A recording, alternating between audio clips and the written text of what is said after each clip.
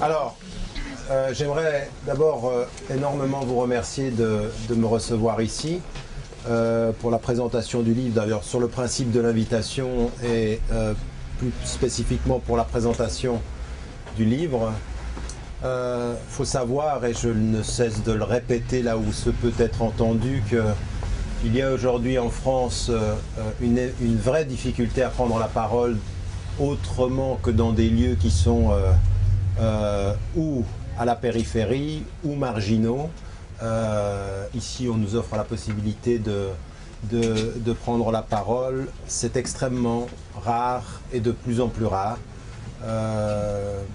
Et donc, merci de cette opportunité d'un échange de la parole, surtout dans un lieu dont ce que j'ai appris depuis que j'ai pris connaissance de votre existence, c'est qu'effectivement, au-delà même du rapprochement et de la réflexion autour des cultures et des langues, de l'arabe et de la langue française, il y a aussi toute une dimension de la réflexion sur les Suds, comme vous avez très justement dit, et des choses qui devraient être des horizons qui s'ouvrent de plus en plus aux femmes et aux hommes français, citoyens et d'origine du Sud, qui ont tendance, au moment où on leur demande d'être de bons Français, à oublier les origines du Sud, avec l'apparition d'une petite bourgeoisie bien installée, heureuse de son salaire, oubliant ses racines et ses combats aussi. Donc merci de cela et merci de la nature de votre invitation. Alors ce que j'aimerais faire, c'est de ne pas prendre trop de temps sur la présentation du livre. Je ressors aujourd'hui de 3 ou 4 débats qui sont directement liés à un certain nombre de thèmes que j'aborde dans ce livre. Le préambule du livre lui-même, simplement pour que vous sachiez déjà où il se situe dans le panorama de ce que j'essaye de faire, parce qu'il y a une géographie de mon engagement en fonction des thèmes que j'aborde et des orientations, et ça, très souvent, j'ai affaire à des critiques qui, souvent ne lisent pas les livres, mais quand ils les lisent, ne savent pas où les situer dans la géographie de ce qui est produit. Il y a une série de livres qui concernent les sociétés majoritairement musulmanes, il y a une série de livres qui concernent la situation des musulmans en Occident. Ça a commencé avec les musulmans dans la laïcité, être un musulman européen, les musulmans d'Occident, l'avenir de l'islam. Et cet ouvrage-là est un ouvrage de clarification dans cette série-là, c'est-à-dire que ça concerne les musulmans qui vivent en Occident, les occidentaux de confession musulmane ou les occidentaux musulmans.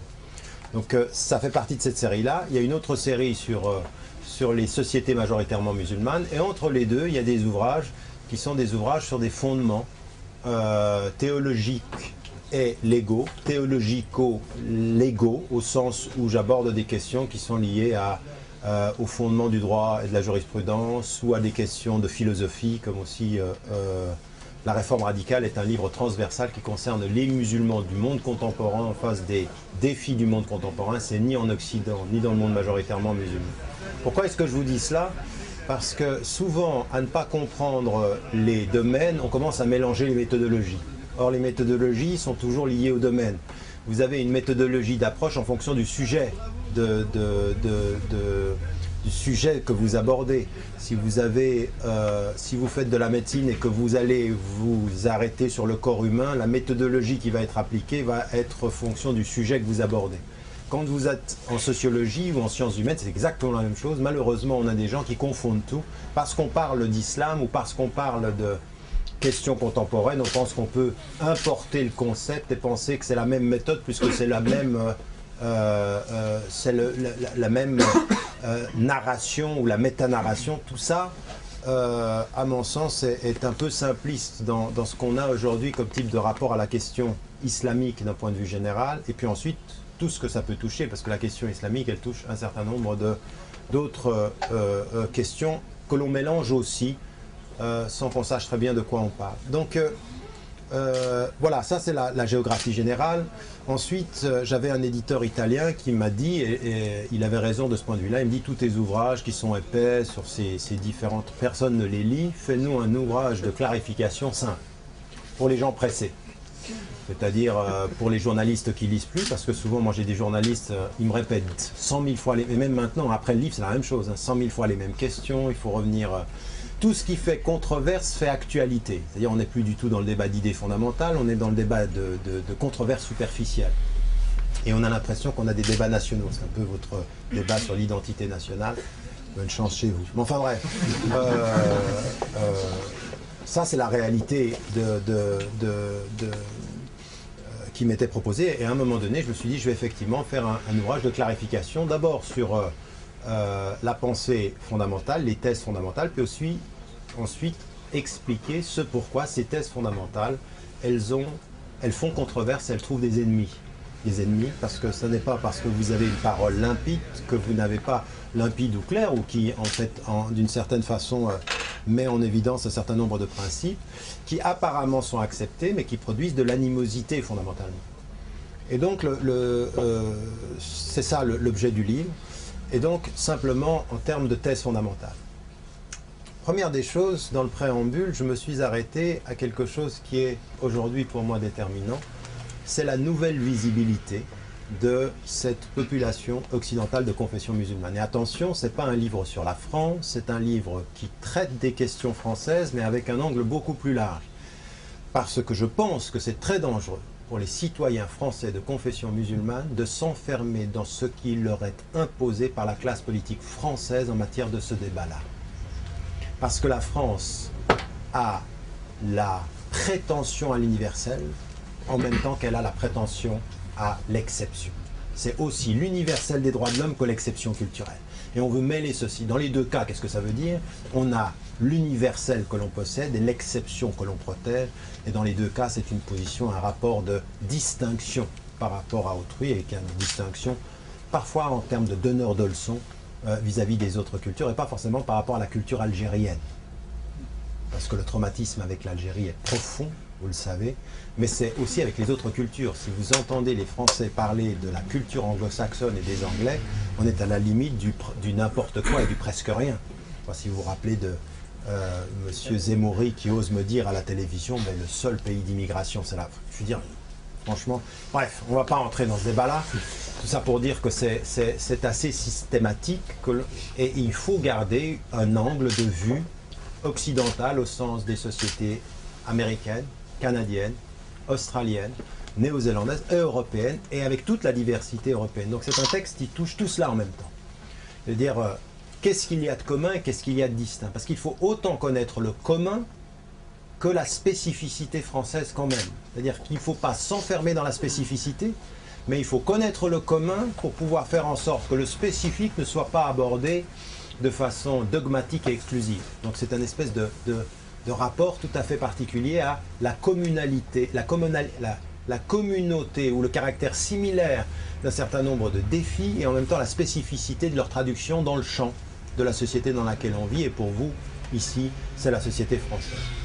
Et l'une des caractéristiques premières, c'est la nouvelle visibilité. Et la nouvelle visibilité, elle est l'apparition de Françaises et de Français, deuxième, troisième, quatrième, cinquième génération, qu'on continue à appeler la deuxième génération, qu'on continue à appeler les jeunes musulmans, dont certains d'entre vous ont pris un peu d'âge. Et donc, mais ce n'est pas un hasard. La terminologie dit énormément. La seconde génération, quand on utilise la terminologie de la seconde génération, ça veut toujours dire psychologiquement, ils viennent d'arriver.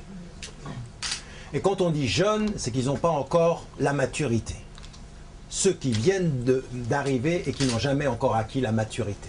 Ce discours infantilisant que certains Français de confession musulmane eux-mêmes ont assimilé et continuent à répéter, il n'est pas innocent. L'un des pouvoirs les plus puissants, et ça vous le savez si vous avez lu Édouard Sarid, mais l'un des outils les plus puissants de la culture dominante, c'est toujours d'imposer la terminologie et l'axe des débats. Et nous, de ce point de vue-là, pour dire la vérité, nous sommes loin d'avoir atteint le niveau requis pour inverser les choses. Parce que la vraie question, elle n'est pas simplement la question qu'on nous pose, c'est notre capacité à questionner les questions. À questionner la formulation des questions. Et pas à s'enfermer. Parce que quelqu'un qui pense que la seule bonne réponse, elle est de bien répondre à la question posée, n'a même pas compris que l'enjeu du pouvoir, c'est la capacité à poser la question. Et la façon de la question. La façon, le phrasé de la question, la nature de la question. vous le comprenez parfois parce que c'est tellement gros, les pièges sont tellement gros, quand on vous parle d'identité nationale, c'est tellement gros que vous avez bien compris que la question était piégée. Mais même dans d'autres types de questions, le piège est d'autant plus subtil et d'autant plus dangereux. La nouvelle visibilité de ces générations-là, elle pose une vraie question et induit une vraie crise, il ne faut pas la nier, une vraie crise identitaire en Europe aujourd'hui. Et la vraie crise identitaire, elle n'est pas simplement liée à la nouvelle présence des musulmans ou à la nouvelle visibilité, elle est liée à la mondialisation, elle est liée à des phénomènes migratoires qui ne cesseront pas. Il n'y a plus de société européenne qui puisse survivre économiquement sans la nécessité de faire face à l'acceptation de la migration. Nous ne vivrons pas sans travailleurs étrangers, avec tout ce que ça impose de reconsidération de ce que sont les identités, puisqu'on sait que notre survie économique est en exacte opposition avec nos résistances culturelles. Ça, ce sont des réalités factuelles, ce sont des chiffres. Et ces chiffres-là entretiennent des perceptions et des peurs. Et donc la nouvelle visibilité, qu'est-ce que c'est? C'est des femmes et des hommes, c'est vous, la majorité d'entre vous, dans les rues de Paris, dans les rues de France, dans les rues d'Angleterre, de l'Espagne, de l'Italie, cette nouvelle visibilité qui donne l'impression d'une nouvelle communauté s'est installée. Et qui en fait, historiquement, la perception est en retard. La nouvelle visibilité dans les rues des sociétés, ça n'est pas une nouvelle communauté qui s'est installée, c'est une ancienne communauté fermée qui s'ouvre. C'est-à-dire qu'elle est visible, c'est-à-dire que les enfants ne sont pas confinés dans les ghettos sociaux et dans les ghettos culturels dans lesquels on avait confiné les parents, c'est qu'ils sortent. Et ils sortent, elles viennent dans tous les champs, du marché de l'emploi, des universités, des médias, de la représentation. Et en plus, non contents de sortir, ils sortent avec leurs attirails. Ça veut dire une tenue vestimentaire, ça veut dire des mosquées, et vous allez vous apercevoir que partout en Europe, mais pas simplement, la nouvelle visibilité va développer la question de la crise identitaire. C'est les minarets en Suisse, ces minarets qui sont les symboles de l'arrogance, c'est les foulards et le voile, toute cette espèce de polémique, et quand on a fini avec le foulard, on commence avec la burqa. Et vous avez les écoles islamiques en Italie, vous avez les mosquées en Allemagne. Chaque pays a son thème controversé qui est l'émergence de la visibilité problématique et polémique, controversée.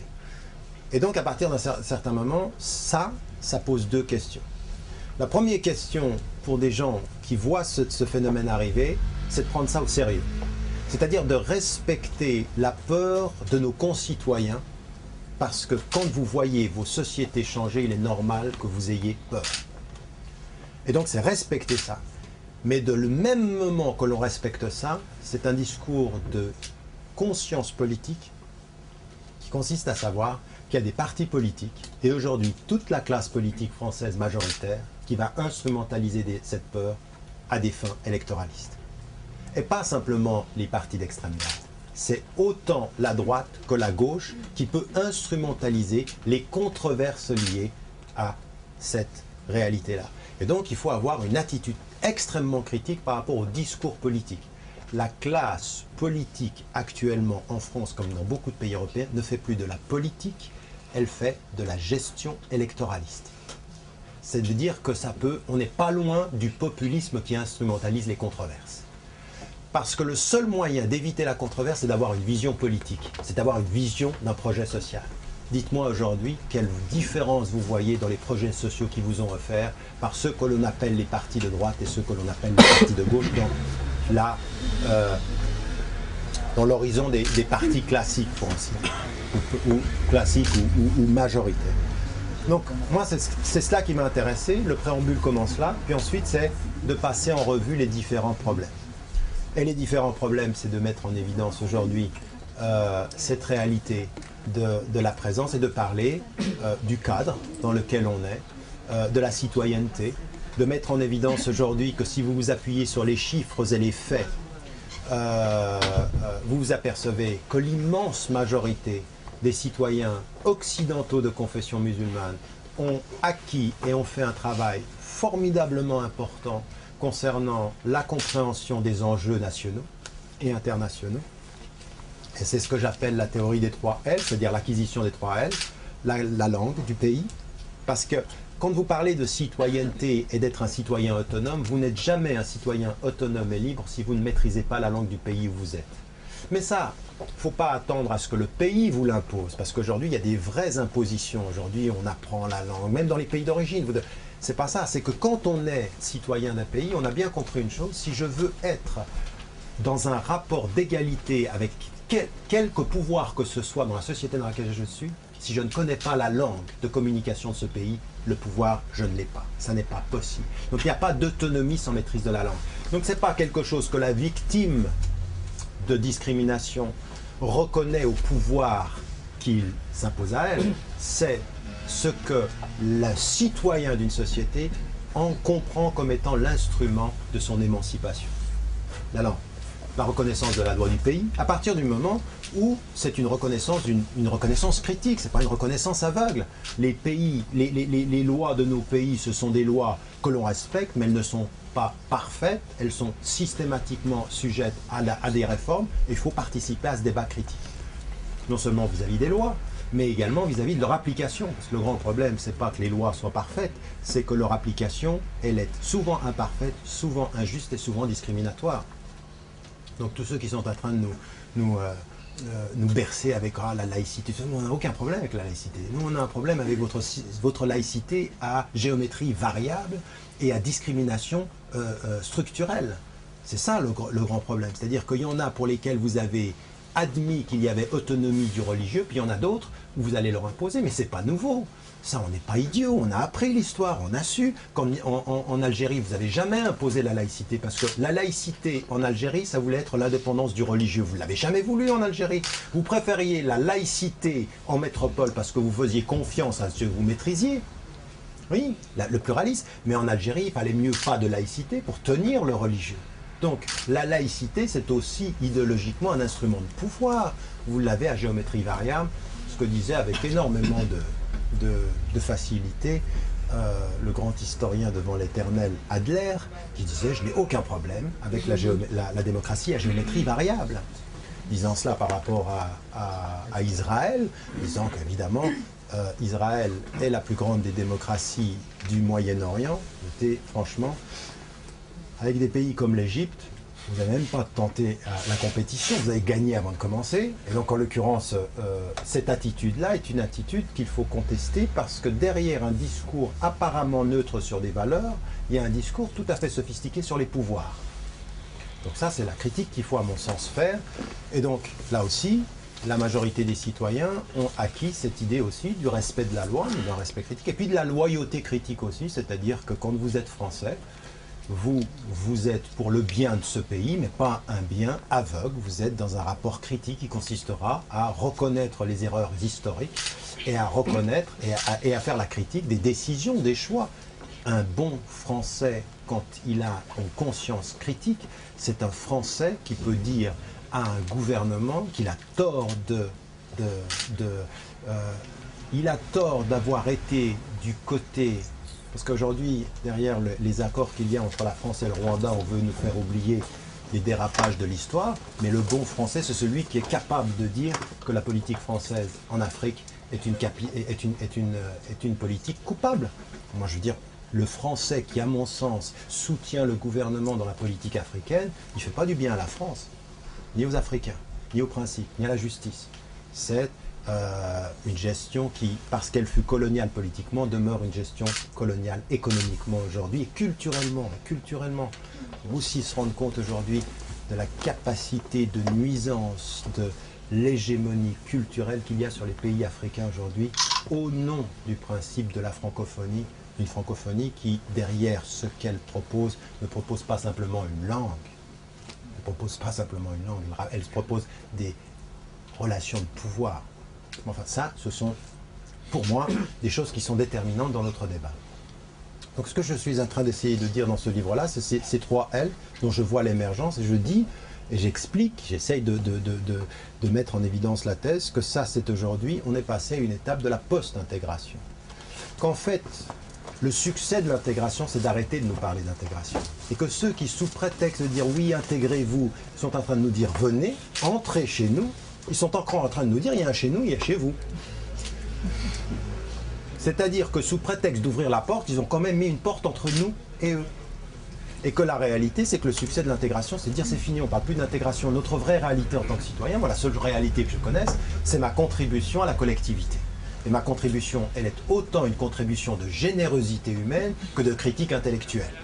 Oui, moi les bénis oui-oui de la République, ça ne m'intéresse pas. Et quand je vois maintenant certains responsables, enfin, ça encore, c'est pas nouveau, certains responsables religieux, certains qui, parce qu'on leur a montré les voies de la reconnaissance politique, sont prêts à être moins ce qu'ils sont pour donner le gage. Là, aujourd'hui, j'étais à une émission à Radio Orient, on me dit il faut donner des gages.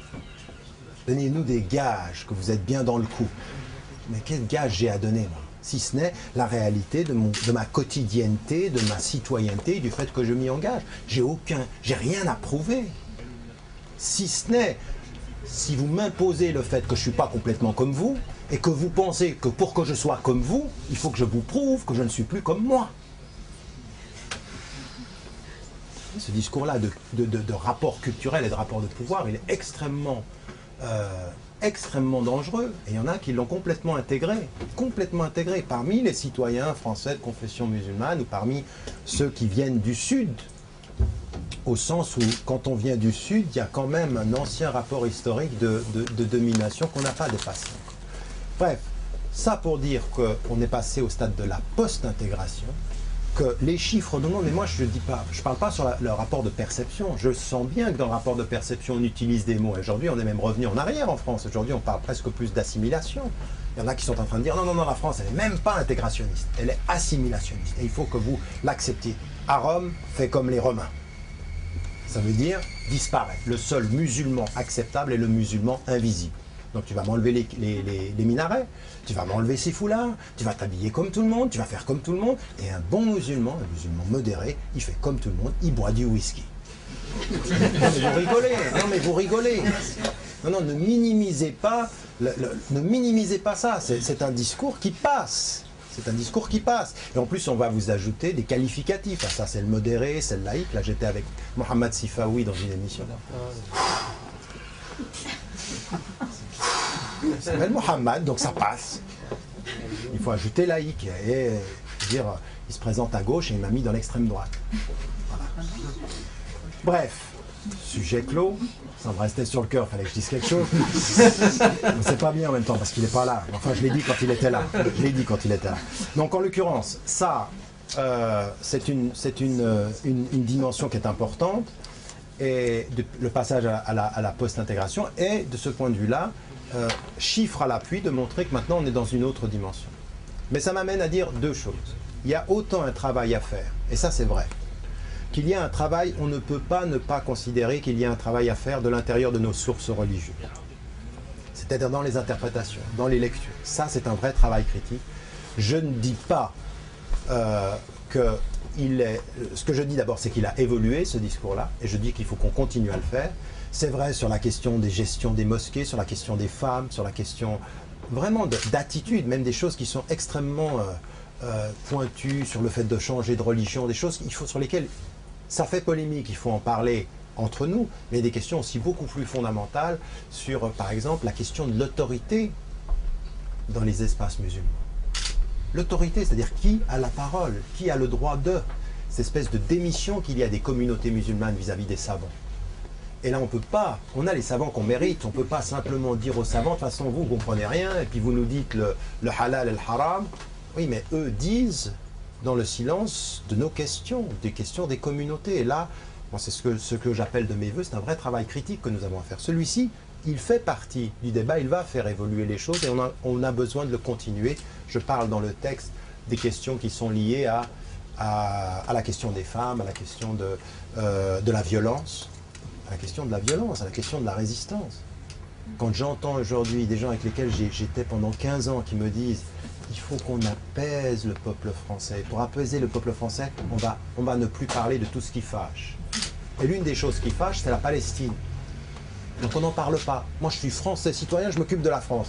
Mais plus que tu t'occupes de la France, tu ferais bien de t'occuper de la Palestine. Parce que la France s'occupe de la Palestine. En fait, elle s'en occupe pas, justement.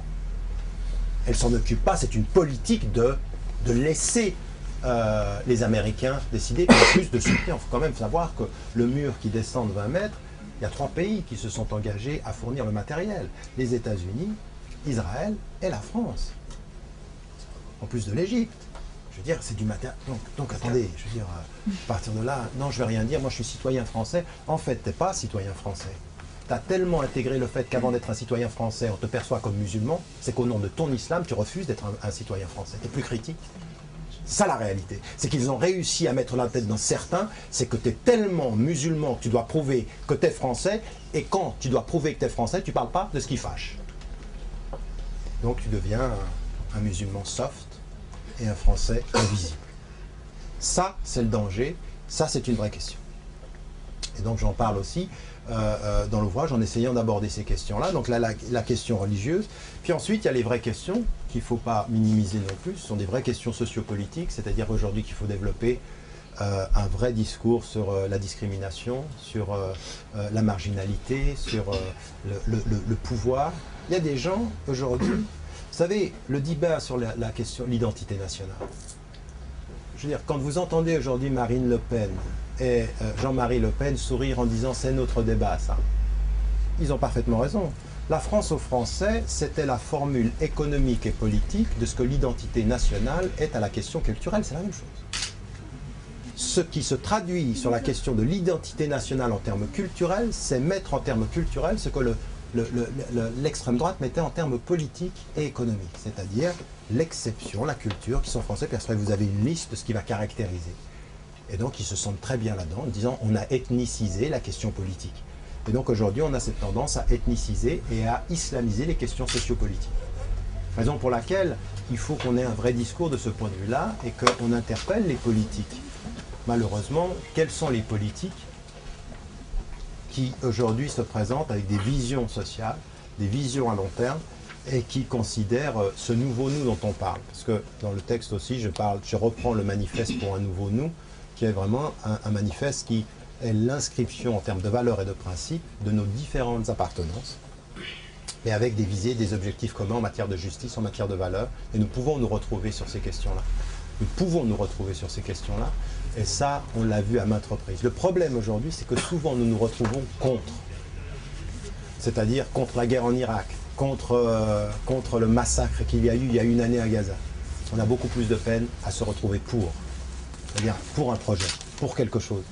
Pourquoi? Parce que ça touche à des idéologies profondes, à des visées, et ça, c'est là l'enjeu. C'est vraiment de se retrouver pour quelque chose, au travers d'une vision de la société française ou européenne de demain. Et donc, ça, c'est le deuxième temps de la réflexion. Et puis, le dernier temps de la réflexion, que j'avais mis dans un premier temps au début, et puis que j'ai changé, c'est de voir mais, quels sont ceux qui, aujourd'hui, sont gênés par ce discours-là. Parce qu'apparemment, ce discours-là n'est pas conflictuel, c'est le contraire. Moi, je suis pour un nouveau nous. J'ai cassé, depuis le départ, même dans ma réflexion théologique, j'ai dit que même l'idée de deux mondes, Dar el-Islam ou Dar el-Harb, par exemple, tout ça, c'était finalement caduque. Il fallait penser à un espace global du témoignage, où que l'on soit. On est des témoins de ce que l'on croit, des témoins de notre message. Donc je l'ai inscrit dans une dimension d'universalisme et de briser les binarités ou l'esprit dogmatique. Et tout à coup, je me retrouve en face des gens qui systématiquement repoussent ce discours-là dans l'altérité. Après, vous posez la question, mais pourquoi ont-ils besoin de cette altérité? Pourquoi ce discours qui brise l'altérité est finalement dangereux et il faut le rendre dans l'altérité? Il faut le retraduire dans l'altérité. Pourquoi? Ben là, vous apercevez, vous avez un certain nombre de personnes qui ont des enjeux et qui ont des agendas de ce point de vue-là. Ceux qui nous parlent de laïcité, mais qui ont en fait une visée extrêmement idéologique de la laïcité. Une idéologie qui confond la laïcité avec l'athéisme militant, qui confond, et ça c'est pas nouveau encore une fois, l'histoire de la laïcité a montré qu'il y avait des mouvements comme ceci. Donc là c'est un courant. Vous avez d'un autre côté d'autres mouvements qui, dès qu'ils voient réapparaître le religieux, pensent que par définition, le religieux va s'inscrire contre eux. Certains courants féministes, vous l'ont dit, par essence, la religion est machiste. Donc il faut lutter contre... Et quand vous revenez en disant, par exemple, moi je me suis fait critiquer par certains groupes et loué par les mêmes groupes, par d'autres groupes de la même tendance féministe, quand je disais on peut trouver la dimension d'un féminisme islamique, certains ont dit c'est pas possible, c'est un oxymore. Féminisme islamique, c'est pas possible. Parce que islamique, c'est par définition contre les femmes. parce que c'est la religion. Alors il y en a certains qui ont pensé que l'islam était comme ça, ou d'autres pensent que c'est la religion qui est comme ça. Donc on a affaire là à des courants qui ont une vision très réductrice du fait religieux, et donc qui l'essentialisent. Vous avez la même chose aussi sur des courants qui sont sur de l'homosexualité, où certains courants, par définition, quand le religieux revient, c'est l'homophobie qui renaît. Mais on ne peut pas nier que ça a pu exister, que ça existe encore. Maintenant, est-ce qu'il y a un autre type de discours potentiel de l'intérieur de la référence religieuse qui peut permettre de pouvoir dire, on n'est pas obligé d'être d'accord, mais on peut se positionner en étant pas forcément d'accord, mais dans le respect de la liberté des uns et des autres. Est-ce que c'est possible, oui ou non? Et ça, moi, je me suis retrouvé en face de gens comme ça. D'autres choses qui sont claires. Parmi ceux, moi, quand j'étais à Genève, il y avait des réunions de presse. Vous le prenez pas mal, hein, c'est pas après le match de foot. Mais il y avait des réunions de presse à l'ambassade d'Algérie, où les conseillers de l'ambassadeur d'Algérie étaient en train d'expliquer pourquoi mon discours était extrêmement dangereux pour l'Occident. Pourquoi? Parce que de là où j'étais, on pouvait être critique par rapport au fils, mais j'étais très critique par rapport au pouvoir, et le FLN, et la dictature de tous les pays d'Afrique du Nord. Et donc, vous avez des pouvoirs qui ont bien compris que quand nous délégitimons, nous, dans notre critique, eh bien, ça va permettre justement de... alors, en disant, ce sont des opposants, ce sont des islamistes, ce sont des gens dangereux, eh bien, il y a un vrai enjeu, là, de pouvoir. Alors, vous avez ces pouvoirs-là, et puis, à côté de ceci, des pouvoirs comme l'Arabie Saoudite, qui ont aussi envie que ce discours ne soit pas entendu, parce qu'on les critique. Et ceux qui sont très contents que ces critiques viennent et qui vont appuyer ces critiques, c'est des pays occidentaux. Et donc vous apercevez qu'il y a des pouvoirs occidentaux, le gouvernement français au premier rang, qui n'ont absolument pas envie. Moi, le gouvernement français, vous savez qu'on est dans des cantons, est venu me voir en me disant « Arrêtez de parler du roi d'Arabie Saoudite ». Quand il est venu, c'était plus que les tapis rouges. Il y avait les tapis rouges, les grands magasins étaient ouverts toute la nuit pour que les princesses viennent acheter. Il n'y avait plus de loi. Quand il y a l'argent, il n'y a plus de loi. Je veux dire, on vous dit la loi pour la burqa, tu parles. Si la femme du roi descend et qu'il n'y a pas possibilité d'avoir la burqa dans l'espace, ils vont lui faire un moyen pour traverser l'espace public. L'argent permettra qu'on ne s'intéresse même pas à la loi. Je veux dire, la seule mosquée où il y a un minaret dans lequel on peut appeler à la prière, c'est une mosquée qui est à Marbella en Espagne, c'est la seule en Europe, où ils appellent à la prière 5 fois par jour. C'est la mosquée de qui? Du roi d'Arabie Saoudite. C'est la seule. Lui, il a payé, avec la condition, on lui fait une mosquée, il appelle, il n'y a personne qui va venir prier. En Marbella, t'en as pas un, il y a 3 qui vont venir, mais on appelle. Vous voyez, on en est là. Je veux dire, les contradictions qu'on est en train de vivre. Donc ça crée des oppositions. Voilà, c'est un tout petit peu ceci. Donc c'est un parcours au travers de tout cela. Au début du livre aussi, je parle un tout petit peu du parcours personnel, mais ce n'est pas le sujet qui nous intéresse maintenant. Ce qui nous intéresse, c'est peut-être ces questions fondamentales-là. Tout ça, c'est lié finalement à tous les débats que vous avez aujourd'hui. Enfin, on m'a même parlé aujourd'hui de cet imam égyptien qui a été renvoyé en Égypte. Est-ce que c'est la bonne méthode? Comment lutte-t-on contre le radicalisme? Toutes ces questions-là font partie d'une certaine façon transversalement des thèses fondamentales du livre. Voilà, merci beaucoup. Place aux questions. Alors... Vous avez semblé dire dans votre livre que il faut développer un islam européen, une véritable identité européenne. Pour autant, j'ai essayé de lire avec attention votre livre, je n'ai pas trouvé une définition. Par exemple, vous employez souvent les termes de valeurs humanistes occidentales, vous employez les termes de, par exemple, vous opposez Occident et Islam, en disant bien entendu que les concepts sont un peu fragiles et discutables, et pour autant, ils ne sont pas définis. Et moi, je pense que cette question d'identité européenne, c'est une question qui est un peu biaisée, en particulier lorsque, par exemple, vous faites un lien avec les savants musulmans de l'Antiquité, de l'âge d'or classique musulman, quand vous dites par exemple Ibn Hazm ou Averroès étaient aussi des Européens. Alors moi je pense qu'ils étaient avant tout des gens du califat de Cordoue et qui se pensaient à mon avis plus comme des gens appartenant à la sphère musulmane qu'à la sphère européenne, surtout qu'à cette époque-là, je ne pense pas que l'Europe avait, c'est un peu un anachronisme dans la mesure où je ne pense pas que l'Europe avait ni une réalité politique, ni une réalité culturelle, et qu'un Français du XIIe siècle ou du XIe siècle ne se disait pas je suis un Européen, etc. Donc ça c'est la fin de la question, elle arrive sur cette question liée identité et territoire. Je vous donne un exemple très simple. Vous aimez bien Maurice et moi aussi je suis allé à Maurice, donc c'était c'est très sympa. Mais le lien le plus rapide, je donne un exemple. Moi, j'habite dans le sud de Paris et je suis sorti de chez moi à 6 h du matin. J'ai pris le bus, je suis arrivé à 7 h à l'aéroport et à 9 h 30, j'étais à Tunis.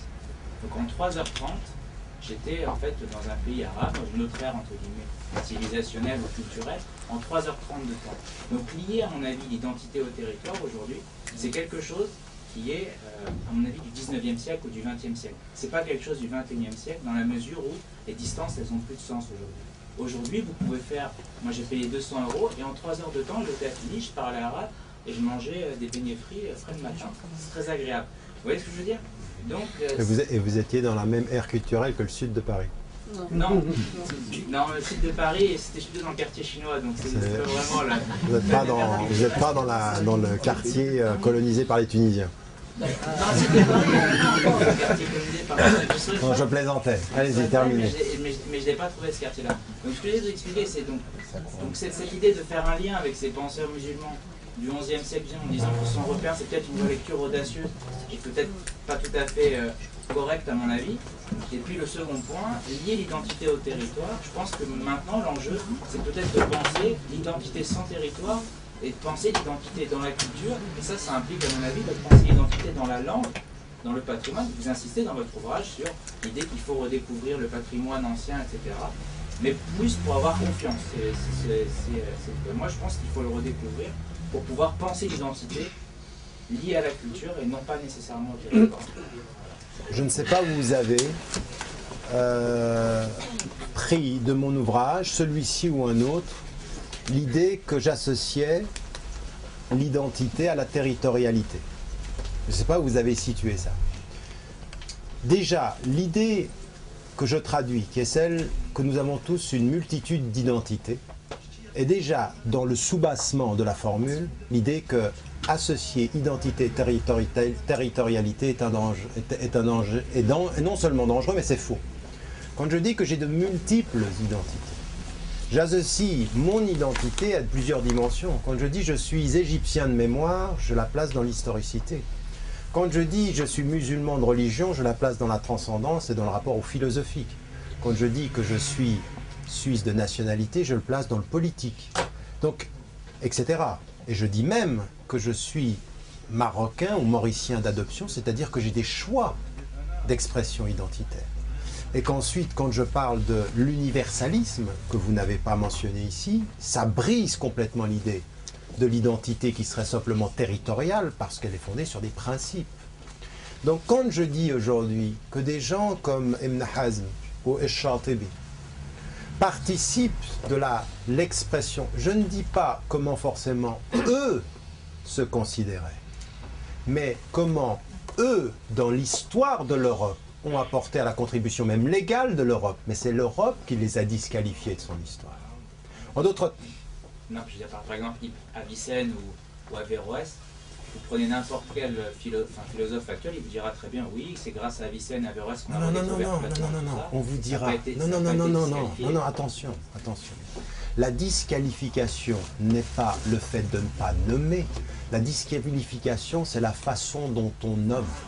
C'est-à-dire qu'Avicenne comme Averroès sont considérés comme européens par le surplus rationaliste qu'ils portent à la pensée, à leur pensée et à la pensée considérée comme européenne. Or, c'est faux. Et le Farabi qui parle de la cité, ou El Kindi qui sont avant, et même un homme dont vous ne retrouverez jamais, vous pouvez avoir une thèse de philosophie, vous n'entendrez pas que Descartes, promoteur du concept de doute si central à la question des Lumières, est en fait un homme qui a lu Abu Hamid el-Razali et qui a noté dans sa marge le fait que le doute de Min-Munqaz min ad-Dalal donc c'est ça que je suis en train de dire. Ce que je suis en train de dire, c'est que ces penseurs-là ne sont pas des penseurs qui étaient en Europe, hors de l'Europe, mais qui étaient des penseurs en Europe et qui ont participé à la constitution de l'identité européenne. En d'autres termes, ce que je veux dire, c'est qu'ils ne participent pas à la territorialité, ils participent à la racine.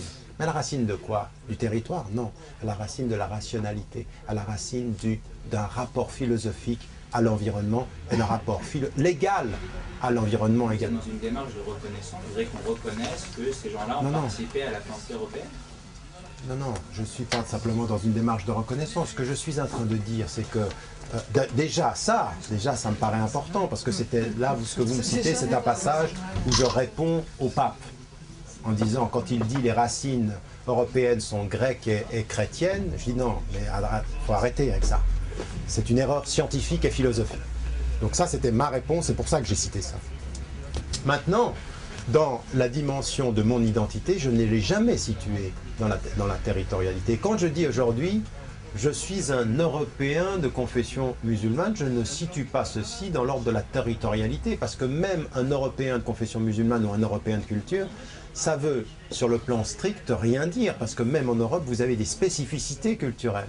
Donc un islam français ou un français qui a une confession musulmane, qui a des principes qui sont universels et une culture qui lui est propre, il faut qu'il l'assume, il faut qu'il la fasse sienne aussi, qu'il l'accepte non pas comme l'altérité culturelle, mais comme son expression culturelle. En d'autres termes, la participation à une identité fondée sur des principes, ce que moi j'appelle être universaliste par principe, ne veut absolument pas dire que vous ayez à faire le choix de minimiser votre identité de nature culturelle.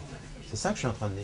Donc je ne l'ai jamais située dans la territorialité. Au contraire, je la situe fondamentalement dans la créativité. Dans la créativité et dans la multidimensionnalité. Donc je n'ai jamais réduit ça à cela. Et je sais pourquoi ça c'est gênant vis-à-vis de certains. Parce qu'en même temps, je me situe aujourd'hui dans cette multidimensionnalité-là. Moi je suis un grand voyageur. J'ai absolument aucun problème avec ce que vous m'avez dit. Mais je sais une chose.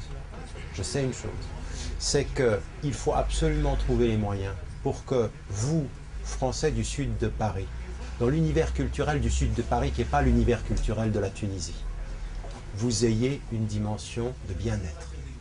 Parce que l'identité assumée, ça a à voir avec le bien-être. Ça a à voir avec le bien-être dans l'environnement.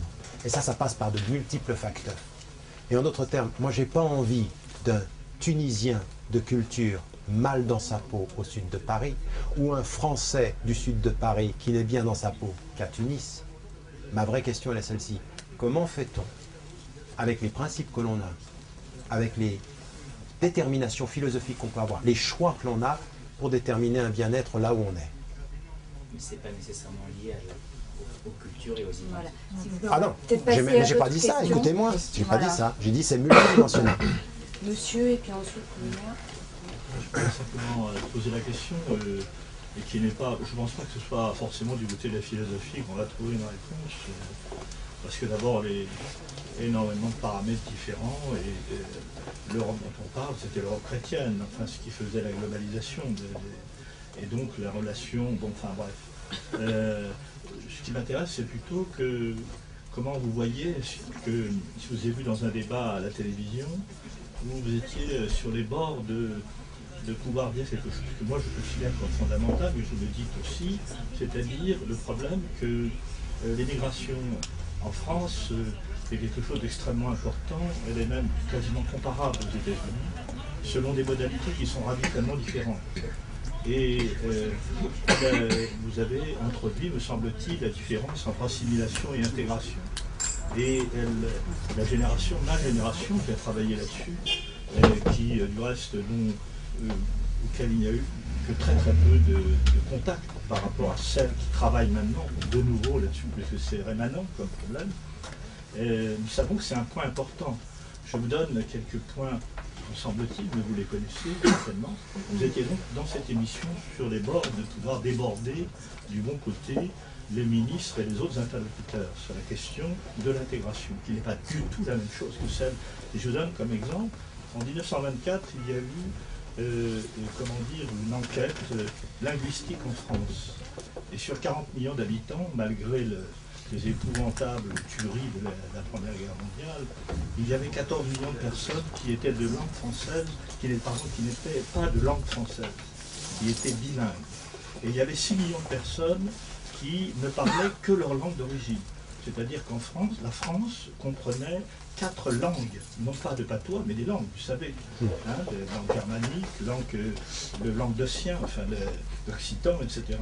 Et ces gens-là, tout cela, cette diversité considérable de la société française, était gérée par des appareils d'État qui sont fondamentalement locaux, c'est-à-dire qu'ils n'avaient pas comme principe d'assimiler les gens. Et c'est pour ça que ça a fonctionné. Alors, il se trouve que ça a fonctionné selon un modèle d'intégration qui est absolument différent de ce qui s'est passé aux États-Unis, par exemple.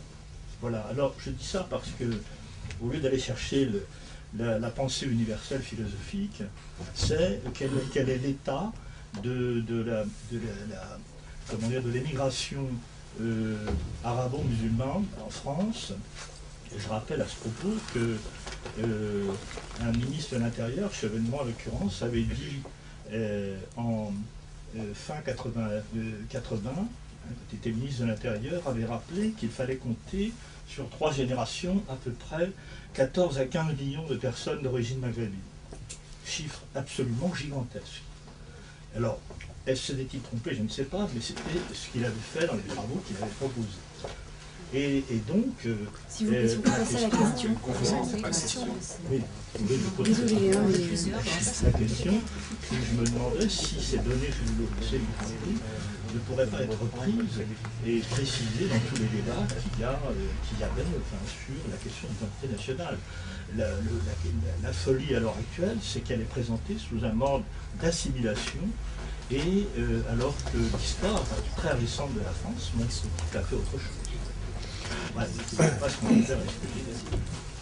Non mais, d'abord, il n'y a pas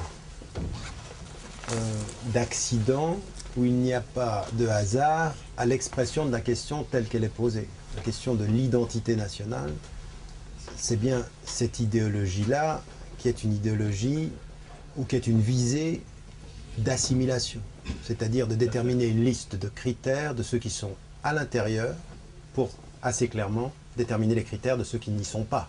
C'est-à-dire on est en train de diviser, de sectoriser au nom d'une réflexion qui se voudrait être d'unification, on est en train de faire une pensée qui est de l'altérisation, c'est-à-dire qui est autre. Et majoritairement aujourd'hui, ce qui ressort des discussions, c'est que c'est essentiellement ceux qui sont d'origine arabe et les musulmans. C'est ça la réalité. C'est ça qui est en train de se passer aujourd'hui. Et donc, toute votre réflexion qui consiste à dire « mais la France, ce ne fut pas que cela, ce fut autre chose » avec cette multi-appartenance, le multilinguisme et tout ceci, c'est pas du tout ça qui est en train de se passer. On n'est pas du tout dans cette logique-là, on est dans une logique du nivellement par la langue unique et tout ceci. Je veux dire, vous êtes en train d'assister en direct depuis 50 ans dans ce pays au meurtre de la langue arabe. C'est la langue arabe qu'on tue, c'est-à-dire elle est mal enseignée, on est en train de dire à des jeunes qui peuvent passer le bac, tu vas le faire en dialecte avec des lettres français. Où est l'arabe là-dedans? Je veux dire, ils ne peuvent rien lire. Et au lieu de leur faire comprendre que la langue d'origine est une richesse qui s'additionne à la langue d'appartenance à la France, on leur fait comprendre que la langue d'origine est un déficit par rapport à la langue d'assimilation. Ça, c'est pas le hasard de l'histoire, c'est une idéologie. Oui, on est bien d'accord. C'est une régression. C'est une régression, mais qui a... Attendez, ce que vous appelez une régression, c'est pour certains idéologues l'illumination à travers la langue française. Mais c'est ça, je veux dire, c'est ça. C'est quand vous avez compris la langue française, vous êtes dans... Je veux dire, mais ça, quand vous lisez Renan, vous comprenez aussi que Renan, il laisse entendre qu'un musulman qui ne maîtrise pas la langue française ne peut pas avoir accès à l'illumination des Lumières. On en est là. C'est un rationaliste qui est habillé d'une idéologie. Si on n'a pas compris ça, et puis si quand on entre comme ça dans ce débat-là et qu'on n'a pas ce que vous êtes en train de dire, c'est-à-dire la vraie profondeur historique, des vrais enjeux, de comprendre qu'il y a une idéologie là derrière, qu'on est en train de changer de paradigme idéologique. Si on n'a pas compris ça, eh bien on rentre dans le débat sur l'identité nationale avec des œillères et puis on répond à des questions. C'est là ce que je disais au début de mon exposé. La capacité critique à questionner les questions. Mais vous voulez quoi au fond? Vous êtes en train de nous proposer quoi idéologiquement? C'est quoi votre projet autour de l'identité nationale? C'est ça la vraie question. C'est pas de répondre stupidement à cette question, c'est de dire votre question me gêne parce que ce que vous attendez de ma réponse, c'est déjà un rapport de pouvoir que vous avez établi entre cette question et la réponse que vous attendez. C'est ça l'attitude critique qu'il faut avoir, à mon sens. Raison pour laquelle aujourd'hui, il faut, à mon sens, encore une fois, être très très critique par rapport et même à cette, je veux dire, mais vraiment ça, quoi. Je veux dire, c'est ce regard que la France porte, ce regard que la France porte sur l'arabité, sur la langue arabe, sur l'origine du Sud. Tout ça, c'est pas un hasard. Et je pense qu'à partir d'un certain moment, au lieu de s'enfermer sur un discours totalement sclérosé sur l'islam, l'islamité, tout ceci, il y en a qui feraient bien de se réveiller sur la dimension culturelle du débat et du rapport de pouvoir. Il y a des gens, ils seront prêts à partager tous les couscous du monde, mais jamais le pouvoir. Oui, Oléa. Alors, moi j'avais une question sur la liberté. Plus exactement sur ta liberté à toi et sur la liberté des musulmans et plus exactement encore sur les limites de ta liberté, toi en tant que musulman, en tant qu'intellectuel et en tant qu'homme public. Alors moi je ne connais personne personnellement qui soit qui intervienne dans le débat public et qui se sente obligé ou qu'on oblige, alors que ce soit un syndicaliste, que ce soit un homme politique, que ce soit un intellectuel, que ce soit un juif, que ce soit un chrétien, d'intervenir dans le débat public et qui se sentent obligés à la fois de parler de féminisme chaque fois qu'il ouvre la bouche et de parler d'homosexualité. Alors ça c'est vrai que, alors j'ai un exemple, je ne sais pas si j'imagine un syndicaliste qui intervient à la télé pour défendre le droit des ouvriers pour je ne sais quelle raison, à aucun moment il ne se sent obligé de dire mais attention, il y a la question des femmes, attention le féminisme, attention c'est important d'être féministe ou attention je tiens à dire que je suis contre l'homophobie. Et c'est vrai que ça s'impose comme musulman. Et effectivement, tout à l'heure tu parlais de liberté, des injonctions qui sont faites en tant que musulman, en tant que communauté. Et en ce qui te concerne, je sais que tu interviens systématiquement et que systématiquement tu parles à la fois de la condition des femmes et de la condition des homosexuels. Or, il me semble que ces deux questions, que ce soit la question du sexisme et de l'homophobie, sont des questions qui sont structurelles en France. S'il y a autant d'homosexuels qui partent des campagnes françaises pour venir dans le Marais, c'est qu'il y a un réel problème de l'homophobie. Or, il se trouve que personne, strictement personne, ne se sent obligé de, j'ai envie de dire, de montrer patte blanche sur ces questions-là. Alors là, ça pose la question de ce qu'on nous impose de dire et de faire. Alors je ne dis pas qu'il ne faut pas être féministe ou contre l'homophobie, je dis simplement que répondre à ces questions-là, me semble-t-il, c'est répondre à des inventions. Et comme tu le fais, il me semble, moi je suis personnellement gênée par tout cela, parce qu'il me semble que la vraie liberté, finalement, serait de dire je suis libre et j'ai le droit de ne pas avoir de position sur cette question-là. À un moment donné, je disais que ce qui est plus dangereux que l'aliénation, c'est la double aliénation. Et je disais ceci, par exemple, justement sur l'héritage, en disant qu'au moment où je parlais de réforme, je disais que ce qui est extrêmement dangereux avec les musulmans, c'est que de penser à un moment donné que l'aliénation, ce serait de se penser soi par les yeux de l'autre. C'est ça qu'on appelle l'aliénation au sens normatif. Mais la double aliénation, c'est de se penser soi aux yeux de l'autre, parce qu'on s'ignore soi-même et que finalement on sait tellement peu ce qui est en nous que finalement on se pense par l'autre. Et ça, c'est une double aliénation, elle est extrêmement dangereuse parce qu'elle est fondée sur l'ignorance de soi. Et moi, dans le débat public aujourd'hui en France, je n'aborderai aucune de ces questions, parce que bon, tu as pris deux exemples sur l'homosexualité, tu as pris l'exemple du féminisme. J'en aborde d'autres de questions. J'aborde des questions qui sont liées sur la question culturelle, sur la question de la langue, sur la question... Toutes ces questions-là, je les aborde. Ça, c'est deux éléments que tu as pris parce que, effectivement, c'était ceux qui apparaissaient comme étant imposés par la société environnante.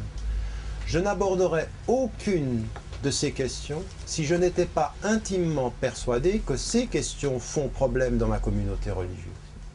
Je n'y réponds pas parce que ça leur fait problème, mais j'y réponds parce que je connais cette communauté. Et je sais comment cette communauté est. Et donc à partir d'un certain moment, je ne vais pas dire « Ah, c'est une opinion personnelle, je ne vais pas y répondre ». Parce que si je refuse de répondre à une question qu'on me pose uniquement parce que c'est eux qui me la posent, parce que moi je sais que c'est comme une question que je me pose, là je suis doublement aliéné. C'est là où je suis doublement aliéné. Ma force, elle n'est pas dans le fait d'accepter leurs questions, c'est dans la réponse que je donne. Est-ce que oui ou non, dans la réponse que je donne à mes questions, je suis moi en honnêteté intellectuelle par rapport à ce que je crois? Ça, c'est la vraie question. Mais là, aujourd'hui, je vais dire une chose. Oui, il y a un problème dans les communautés musulmanes sur la question de la femme. Mais c'est pas parce qu'un occidental ou un journaliste ou un politicien va me dire « vous avez un problème », je vais dire « ah ben non, je ne vais pas répondre à votre question, c'est mon choix ». Non, moi je travaille sur le terrain. J'ai des questions, il y a certaines de vos questions qui sont légitimes, et je les accepte. Il y a certaines de vos questions qui sont illégitimes, et je les conteste. Et il y a certaines des questions que vous ne posez pas, que je vais vous poser. Voilà, c'est ça le panorama des questions. Mais c'est absolument pas de dire, je veux dire, moi je sais ce que disent les musulmans sur l'homosexualité. Et de dire que c'est condamné par l'islam, c'est une chose, mais dire que c'est condamné à l'islam et dire ce que disent les musulmans, ce que font les musulmans, la façon dont ils traitent la question, quand moi je suis des femmes et des hommes qui sont homosexuels et qui sont musulmans et qui viennent me dire leur souffrance par rapport à ça, je ne vais pas faire semblant que ce n'est pas un problème. Mais je m'en fiche, ça. Moi je veux dire, je ne me plie. Oui, exactement. Mais moi, je m'en fiche des questions qui se posent eux. Je me pose des questions. Ça concerne tellement tout le monde. Oui, mais la force, si je peux me permettre, la force, c'est pas de répondre en disant « Ah ben ça ne nous concerne pas simplement nous, on est tous concernés. » Évidemment, mais moi c'est pas ça qui m'intéresse. Ce qui m'intéresse aujourd'hui, c'est de dire il y a des questions qui me sont posées, il y en a certaines qui sont légitimes, elles m'intéressent.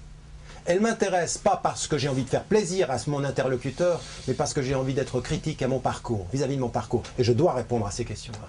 Et donc à partir d'un certain moment, ma force, elle sera de dire, vous ne me ferez jamais dire, par exemple, que l'islam accepte l'homosexualité. Mais je dois dire que dans le comportement des musulmans, il y a des choses qui sont absolument innommables et qui ne sont pas acceptables. Mais pas pour leur faire plaisir, parce que j'ai envie que les musulmans l'entendent. J'ai envie qu'ils l'entendent. Donc ma liberté, elle est là, basée sur une attitude de principe. Sur la question du féminisme, évidemment. Je veux dire, évidemment aujourd'hui, que quand vous êtes en contact avec les communautés musulmanes à travers le monde, comme ici en France, vous ne pouvez pas... Alors, encore une fois, refuser la question légitime de mon interlocuteur uniquement parce que c'est mon interlocuteur qui me la pose, ça serait de la double aliénation, c'est ça que je voulais dire. Et que pour moi, je l'intègre cette question, mais je ne m'arrête pas là. J'ai d'autres questions et j'ai d'autres préoccupations et je veux aller jusqu'au bout. Comme par exemple aujourd'hui, quand j'entends une journaliste du Figaro qui dit « L'islam ira mieux en France quand on aura réglé la question du foulard et qu'il y aura des savants qui diront que ce n'est pas une injonction islamique », je dis « Mais arrêtez, s'il n'y avait pas le foulard, vous nous auriez trouvé autre chose. Vous nous auriez... De toute façon, il y a toujours... » Non, non, mais c'est ça la réalité. Donc moi, la vraie question, elle est celle-ci. Donc encore une fois, ma distinction avec un certain nombre de mes interlocuteurs sur cette question de la liberté, je me donne la liberté de refuser la question quand je la considère illégitime. Mais je trouve totalement contre-productif de nier la légitimité d'une question parce que c'est un certain type d'interlocuteur qui me la pose. Mon pouvoir, c'est de lui dire « bonne question ». Voilà, on continue. Allez-y, Je peux poser une question. Moi, j'aimerais aborder le sujet au niveau de vos écrits. J'ai pas lu votre livre, mais j'ai lu vos écrits sur Internet et j'ai lu aussi La Réforme radicale, qui est un très bon bouquin. Et vous m'avez structuré. Je tenais aussi à vous remercier parce que de nombreux jeunes musulmans en France et en Europe vous avez permis de structurer une pensée politique. Et ça, je tiens à vous en remercier directement. Ma question maintenant, c'est questionner justement vos écrits. Vous dites que vous êtes de sensibilité écologique, vous avez une sensibilité au niveau de l'écologie, vous voyagez beaucoup. Et moi, la question que je me posais, et je vais essayer d'être rapide pour pas déborder et permettre aux gens de parler. Non, c'est qu'est-ce que vous faites par rapport à votre impact carbone au niveau de vos voyages? Non, mais c'est important. Pour moi, c'est fondamental parce que aussi à travers le discours que vous portez, à travers les jeunes musulmans, il y a eu beaucoup de thématiques qui ont été abordées, la marginalisation, des thématiques sur lesquelles justement on nous renvoie toujours, mais pas ces thématiques-là qui sont fondamentales aujourd'hui. Je sais que vous les avez en vous, au niveau de votre comportement, mais concrètement, sur le terrain, comment ça se passe? Comment ça se traduit sur le terrain? Je vais vous dire une chose, on était dans un débat à Rotterdam avec un collègue qui est un prof là-bas à l'époque, et on avait une conférence qui devait avoir lieu à Singapour, et je lui dis il faudrait que tu viennes, c'est très important, c'est un sociologue, un des très très bons jeunes sociologues européens qui a développé le concept de citoyenneté morale, tout ce qu'on est en train d'ajouter à la légalité. Et il me dit, tu sais, moi, Wilhelm Schrinkel, malheureusement, il est pratiquement qu'en néerlandais, quelques textes en anglais et rien en français. Il est un tout bon, vraiment tout bon, impressionnant. Et lui, il me dit, moi, j'essaie d'éviter l'avion. Il est chez les Verts et il a cette cohérence-là sur les vols. Et moi, il m'a interpellé par rapport à ça, et moi, j'avais déjà eu cette réflexion en me disant, mais la cohérence dans tout ça. À partir d'un certain moment, j'ai un engagement qui est quotidien par rapport à un certain nombre de choses sur lesquelles je fais très attention. Ça, c'est ce que je maîtrise. Et puis à partir d'un certain moment par rapport au vol, c'est pour moi une question de muazanat, c'est-à-dire, non mais réellement, d'équilibre entre qu'est-ce que je peux apporter comme impact avec les types de voyages que je fais, et sur l'impact que je peux apporter aujourd'hui, mes voyages ont une certaine contribution de la vie des feedbacks que j'ai, du retour que j'en ai. Donc je fais simplement un travail d'équilibre, mais toutes ces questions qui concernent à pouvoir faire des choses, moi j'avais développé un concept même pour l'Europe, de pouvoir faire des trucs par des vidéoconférences et tout ceci. On m'a dit ça suffit, arrête de rêver, les gens ne viendront pas si c'est par écran, il faut que tu te déplaces. Donc à partir d'un certain moment sur ces questions-là, quand parfois on est impliqué personnellement, c'est des questions d'équilibre. Mais ça ne veut pas dire que dans ma vie quotidienne, dans les choix que je peux faire sur ces questions-là, je suis négligent de tout ceci. Cette question des voyages est une des dimensions, mais dans l'équilibre, je pense que ça reste l'impact de ce que je peux apporter plus important que les nuisances que ça peut apporter parce que j'ai pas de jet privé. Non, c'est vrai. Encore. Non. Et puis, par ailleurs, sur les autres dimensions, effectivement, j'essaie d'avoir une certaine cohérence. Encore une fois, dans tout mon travail, la notion de la cohérence, c'est un idéal, c'est jamais un acquis. Et aussi, c'était aussi à travers le discours que vous avez, à travers les jeunes musulmans. Ici en France et en Europe. Ah mais moi j'arrête pas, je veux dire si vous suivez, attendez, si vous suivez mon rapport à la question écologique et sur la question de fond, vous savez, quand j'entendais des leaders musulmans dire oui mais les partis des Verts, ils parlent des moineaux et je me suis rebellé contre ça en disant mais arrêtez, je veux dire, je ne suis pas toujours d'accord avec certains partis écologistes dans ce qu'ils peuvent entendre et sur ce que je peux entendre et ce qu'ils peuvent dire. Mais j'ai jamais minimisé ce type de rapport à la conscience écologique, à l'éthique. Je dirais là maintenant je suis dans un projet qui est un projet multidimensionnel autour du livre La Radicale Réforme où je suis en train de faire un travail d'institutionnalisation de cette pensée, c'est-à-dire de développer des plateformes où il y a des workshops, où il y a une production écrite et en même temps d'atteindre les populations autour de ces thèmes-là. L'écologie est un de ceux-là, c'est-à-dire l'éthique en écologie, l'éthique dans le rapport à la nature, à la création. Tout ça, pour moi, ça me paraît être déterminant. Donc, j'essaie d'avoir une certaine cohérence par rapport à ça, et j'en parle tout le temps. Je veux dire, moi, je suis allé loin, hein, je me suis fait rentrer dedans par rapport à un certain nombre de savants. Quand je leur ai dit, est-ce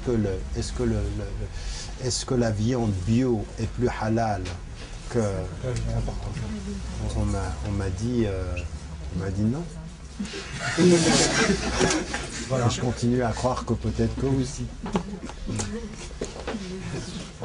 Oui, Monsieur Ramadan, tout d'abord merci pour tous les efforts que vous déployez et puis vous éclairez de vos lumières. Il y a quelque chose qui m'interpelle, moi, c'est que les jeunes ici, on les a un petit peu, on leur a fait oublier la langue arabe, on leur a appris d'autres dérivés, français notamment. Mais il y a un retour, je reste de votre position, sur un retour en force de la théorie de Zwimmer, vous connaissez certainement. Zwimmer, vous ne connaissez pas Zwimmer, je ferai un plaisir de vous donner toutes ses œuvres. M. Zwimmer est originaire des Pays-Bas et qui est comment dirais-je, un catholique plus fort. Je vais essayer. Oui, Zwimmer est un théoricien soulevé de la conversion des musulmans, en se basant sur le respect que nous musulmans avons pour le Christ et pour Marie. Ah d'accord. Il a donc créé un institut, l'Institut Zwimmer, etc. Et c'est tout de même, on doit vous situer qu'il est mort dans les années 50 et il a sévi en 1800, la fin du 19e. Et Zwimmer fait une renaissance fracassante aujourd'hui, parce qu'il avait été rejeté par ses pairs, parce qu'en 40 ans, il avait réussi le tour de force à convertir 12 musulmans, 12, pas un de plus, et donc il prétendait abattre la muraille de l'islam, en passant par le biais du respect que les musulmans avaient pour le Christ et pour Marie. C'est repris actuellement dans les banlieues, où on voit du porte-à-porte d'évangélistes, et c'est repris par très nombreux sites qui ne sont pas témoins de Jéhovah, qui sont des évangélistes, et qui reprennent la théorie de Zwimmer, et donc évidemment, comme ils n'ont plus comment dirais-je, la connaissance de la langue arabe, et que les autres maîtrisent un peu tout cela, oui, ma question c'était de savoir quel danger encore pour-il. Je suis pas sûr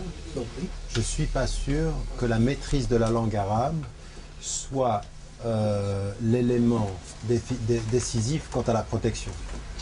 La seule chose que je sais, effectivement, et que je sens, c'est que ce qui est l'élément décisif, c'est effectivement la connaissance de ce que l'on est.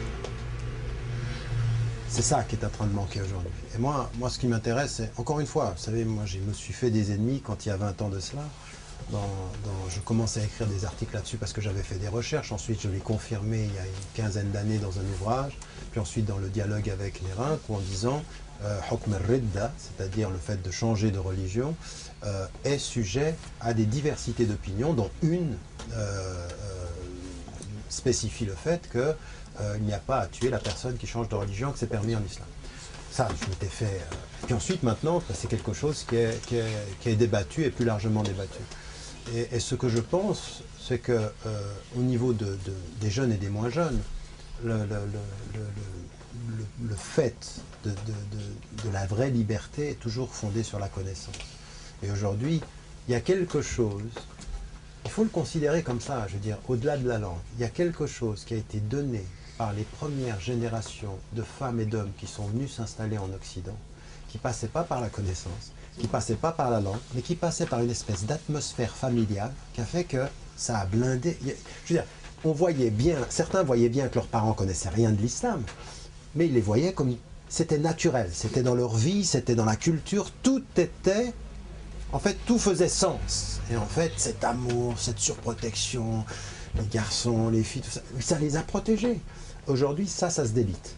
C'est-à-dire que ce que les parents ont donné sans connaissance, il y a des enfants avec connaissance qui n'arrivent plus à le donner aussi naturellement. Et donc c'est ça qui est pour moi vraiment problématique. Vous ne pouvez pas continuer à donner ce que vos parents ont donné naturellement si vous n'y ajoutez pas pour les deuxième et troisième générations la surenchère de l'élément additionné de la connaissance. C'est-à-dire que ce qui venait naturellement avec la force de la première génération doit être maintenant substitué par une espèce de connaissance du sens. Aujourd'hui, c'est ça. C'est-à-dire qu'il y a un phénomène de compensation qui ne se fait pas aujourd'hui. Et c'est ça le vrai problème. Le problème que moi je vois pour ce qu'on appelle les plus jeunes générations aujourd'hui, il y a un vrai phénomène d'acculturation sans transmission de sens. Et le phénomène d'acculturation sans transmission de sens, c'est au bout du compte, vous finissez par vous poser la question de savoir quelle va être la nature de votre salaire à la fin du mois. Vous devenez un matérialiste et un consumériste. Et aujourd'hui, je suis désolé de voir, la très grande majorité, moi nous on parle de la communauté musulmane, la très grande majorité des deuxième, troisième et quatrième générations, la réalité c'est que sur les questions sociales, la réalité c'est que ceux qui sont en train de sortir des ghettos sociaux et tout ceci, ils sont en train de se normaliser en matière de rapport à l'argent, de rapport à la relation avec leurs parents, de leur trouver des foyers. Je veux dire, aujourd'hui, il y a même un concept en Hollande d'un home pour personnes âgées musulmanes. Et on est en train, je veux dire, un truc qui était complètement impensable à un moment donné. Vous ne pouvez même pas imaginer que ça allait exister. Ben maintenant, on est en train de... Alors là, pour le coup, assimilation... Sur Amazon, je reviens à ce mot, si vous me permettez juste une seconde. C'est rapidement, parce qu'il y a d'autres questions. Tout à fait. Juste à Zwimmer. connaissant, oui, il faut à tout prix que vous... Donc on règle le cas de Zoé, mais... Il faut l'étudier parce qu'il revient en force et c'est extrêmement puissant. Je vous assure. Aujourd'hui, c'est la nouvelle Bible des évangélistes. Je peux l'imaginer. Volontiers. Voilà. Merci encore. Une question de Nejma. Oui, là, Quand je vous entends, parfois j'ai presque l'impression d'entendre presque des droits glissants. C'est un peu la pensée des archipels. C'est pas territorial, il n'y a pas de territoire en particulier, mais culturel, etc. Et en même temps, c'est presque un rapport philosophique, éthique, spirituel que vous proposez, mais pour rebondir un petit peu sur ce que disait Aurélien, j'ai un petit peu l'impression qu'à force de devenir écologiste, presque féministe par certains abords, enfin... Pas presque, enlevez le presque. D'accord. Pour pouvoir répondre, c'est vraiment acculé par beaucoup de gens, on me reproche voilà, d'être proche des fondamentalistes, ou en tout cas on essaie de vraiment de... Probablement on vous accule à beaucoup de questions, et surtout sur les questions libérales. Néanmoins, est-ce qu'il ne faudrait pas éviter de devoir répondre à toutes les questions, et de devoir par exemple, finalement, aussi répondre à la place des femmes, des féministes, c'est-à-dire qu'il y ait des musulmanes féministes, c'est un fait, il y a des chrétiennes féministes, etc. Pour autant, est-ce qu'un féminisme islamique, c'est autre chose? D'accord. Il y a des homosexuels au Pakistan, etc., qui se disent musulmans, islamiques, etc. C'est une toute petite minorité, on peut même dire que c'est un groupuscule. Mais voilà, la première question, c'est pourquoi Jésus répond un petit peu à tout, de tout, etc. Est-ce que ça aussi, c'est pas une forme d'oppression? Encore une fois. Et la deuxième question, en tout cas c'est une manière très universaliste de vouloir répondre à tout, et de peut-être pas faire avec les différences et les grandes situations des minorités qui existent. Et la deuxième question que j'avais posée, mais qui est très liée, c'est quand vous parlez de davantage de liberté et d'acquérir aussi un peu plus de pouvoir pour la communauté musulmane, pour les arabes, pour les enfants immigrés, et de faire des alliances. Avec qui pensez-vous faire des alliances? Première question. Les féministes. Et la deuxième, est-ce que pouvez-vous imaginer que des femmes aient davantage de place dans des rapports politiques et musulmans Alors, est-ce que je peux, moi, vous poser juste une question pour préciser votre question première? Est-ce que vous pouvez me donner une question qu'on a pu me poser ou que vous avez pu voir dans le champ intellectuel contemporain où vous pensez qu'il faudrait éviter de répondre? Éviter de répondre. Donnez-moi une question. C'est différent de ne pas répondre. Vous pouvez répondre, vous pouvez avoir votre avis sur ce que vivent les femmes et sur les questions féministes. Vous avez votre avis. Ce qui m'ennuie, c'est peut-être davantage, et je vous pose la question, mais pourquoi vous devriez répondre, comme vous l'avez fait tout à l'heure, en disant qu'il pourrait même y avoir un féminisme islamique? Pourquoi est-ce qu'il faudrait à chaque fois que l'islam soit absolument englobant? Pourquoi est-ce qu'il faudrait absolument que des mouvements contemporains, féministes ou autres, se retrouvent dans une pensée islamique? Alors, écoutez, deux choses, parce que ça, c'est assez important. Votre question-là, elle est assez importante. Vous savez, déjà, le préliminaire, le postulat philosophique de mon rapport à l'histoire. Je ne pense pas que les évolutions historiques et les migrations à travers l'histoire sont dues à des accidents de l'histoire. Je pense que si nous nous retrouvons dans des nouveaux horizons, c'est que ces nouveaux horizons nous nourrissent et qu'il faut prendre de ces nouveaux horizons. Et qu'à un moment donné, la pensée extrêmement créatrice, vous savez, moi, à la fin du texte, je parle des 7 C. Un des C, c'est la créativité. La créativité, elle vient d'où? Pour la créativité, je me suis senti... Moi, je suis né, et j'ai toujours vécu, j'ai fait de la philosophie d'abord, avec mon héritage égyptien et islamique. J'ai fait de la philosophie. À aucun moment de ma vie, j'ai pensé que ce qui me venait à la figure quand je lisais Nietzsche était dû au hasard. C'est-à-dire que j'ai toujours pensé que mon parcours personnel, il était lié à des rencontres avec des horizons philosophiques qui étaient en train de me nourrir. Vous pouvez penser qu'il y a un plan divin à l'histoire des hommes. Vous pouvez penser que c'est le hasard. Vous pouvez penser que tout ce qui fait votre expérience historique en tant qu'individu ou historique en tant que société a du sens. Pour moi, ça a du sens. L'histoire a un sens. Pas au sens marxiste, mais au sens fondamental, du rapport à un transcendant. Ça a du sens. Ce sens, quel est-il? C'est que toute personne que je rencontre, tout horizon culturel que je rencontre, tout horizon civilisationnel que je rencontre, me pose des questions ou pose des questions qui font question à mon propre horizon. Et je les prends pour miennes. Donc ma capacité à l'écoute de l'autre, ce n'est pas de me soumettre à l'ordre de ses questions, c'est d'intégrer l'ordre de ces questions à un auto-questionnement. Et c'est pas pareil. Dans l'un, vous êtes dans un rapport de pouvoir, dans l'autre, vous êtes dans un rapport d'échange. Moi, je suis pour ça, parce que fondamentalement, je crois que c'est très important. Je ne nie pas que la société occidentale est là-dessus, je suis d'accord avec les thèses de quelqu'un comme Édouard Sarri sur la question de l'orientalisme ou de toute cette école du culturalisme. Tout ça, je suis d'accord avec ça. Ou de ce que dit, par exemple, toute la tradition des sociologues ou des anthropologues, de Michel Foucault, de tous ceux qui disent qu'il n'y a pas de rapport qui ne soit pas lié à la question du pouvoir. Ou maintenant du malaisien Chandra Muzaffar qui dit « Faites attention, dans le dialogue des civilisations, il y a une composante qui manque, c'est le rapport du pouvoir. » On ne peut pas oublier ça. Je n'ai pas du tout de problème avec ça. Mais dans mon rapport à l'autre, c'est-à-dire de se dire « Mais en quoi cette rencontre-là est historiquement liée à mon auto-questionnement ?» Non pas à ces questions qui me dominent, mais à mes questions qui me libèrent.